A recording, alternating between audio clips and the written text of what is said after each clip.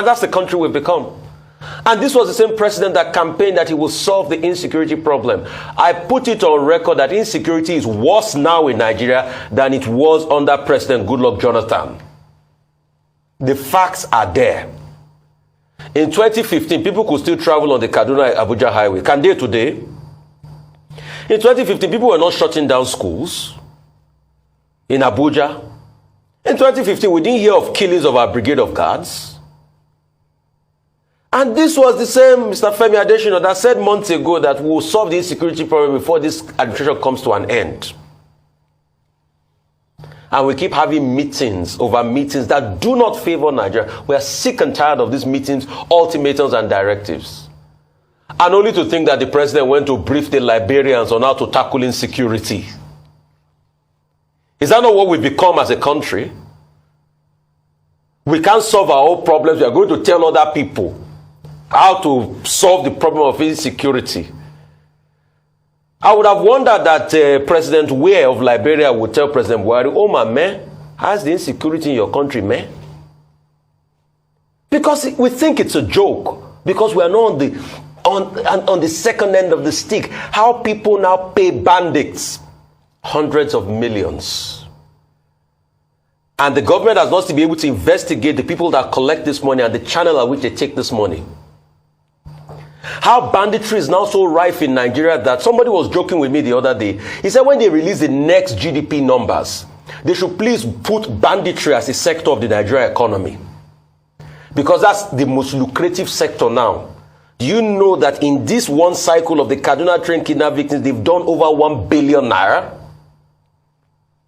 From people that don't have money. And this money keeps circulating in our economy. We can't do anything about it. And when people talk, you call them anarchists. When are we going to open our eyes and tell ourselves the truth in this country that is bleeding? We want our country to do well. Coupled with the destruction of the Nigerian economy. Nigerian economy was better in 2015 than it is today. The facts are there. Some people campaigned so hard in 2015. They said they will make $1 1 naira. The complaint then that $1 was 216 to 1 naira. Today is 710.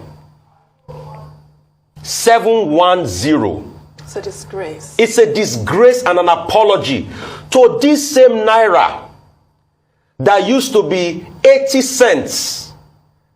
1 naira used to be, 80 kobo used to be $1. At some point, naira and dollar was not even 1 to 1. Naira on the balance of things was stronger. It was pound and naira that used to be 1 to 1. In 40 years, we've squandered all our riches. 2023 makes it 40 years. Oyeka, when you did that documentary, Squandering of Riches. 1983. It is 40 years. We are still even worse than when Nigeria used to be in 1983. And people talk and you call them anarchists. You think it's a joke. Tudu, you were talking about presidents putting the box tops here on their table. I think what President Buhari should put in his red room, because I have seen the room is always in the color is red, should be the picture of Deborah. Should be the picture of Leah Sharibu. Should be the picture of the Jangebe girls. Should be the picture of all the soldiers that have been killed in this insurgency.